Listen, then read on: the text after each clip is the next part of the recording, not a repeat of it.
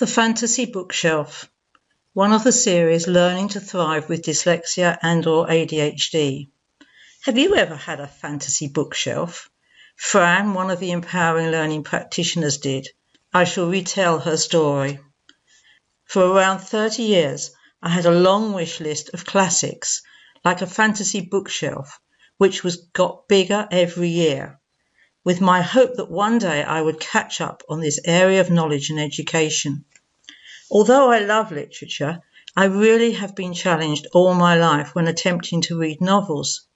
I have gone through life with the belief that I should have the knowledge and experience of having read all the classics to enable me to engage in a whole world of understanding, conversation, reference points, and just joy.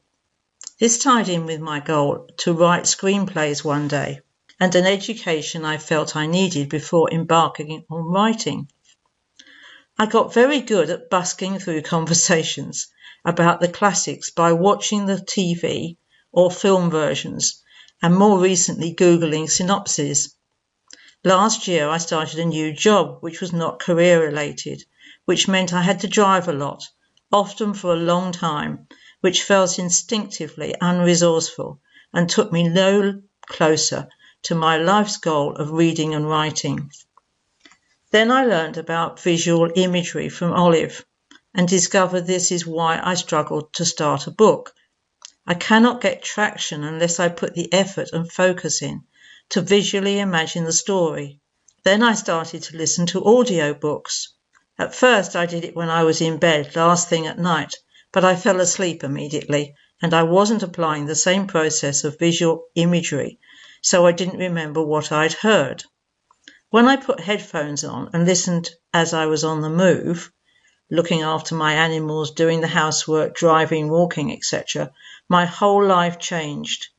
Now in my mid-40s, I have traction on the words and I have cleared almost all my shelf of classics. I have not had to compromise or prioritize to do it because I have still done everything I need to in the day at the same time. And mostly I understand the arts and literature programs on the BBC and have more supportive dialogue with my teenagers who are engaging in the rapid and complex world of the arts and current affairs. I've learned to be careful with my visual imagery. Some things are traumatic visual images, so I have created a sort of built-in filter to bring the images up close or keep them at a safe distance. I've also learned to give myself an abundance of imagery when it is a joyful image. Colour and movement and extra details. I have discovered that when in the midst of a migraine, my visual imagery is self-generating, overpowering and too fast, and like strobes of light out of control, short-circuiting, and I'm getting better at regulating this and should minimize any migraines.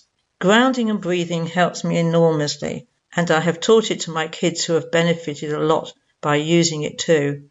Sometimes I don't even ask myself what the images are when I feel poorly or stressed. I can get both clear and abstract images generating themselves. I just let them drain away into my roots and be gone, which is incredibly calming, empowering. It leaves me with an authentic blank canvas to bring clarity and choice and positivity back to myself. And she ends with, "Thank you for this life-changing opportunity, Fran." And Fran, thank you for sharing your story. My name is Olive Hickmott and I'm a forensic health and learning coach. And you may like to contact Fran at tigermind.co.uk. Thank you for listening.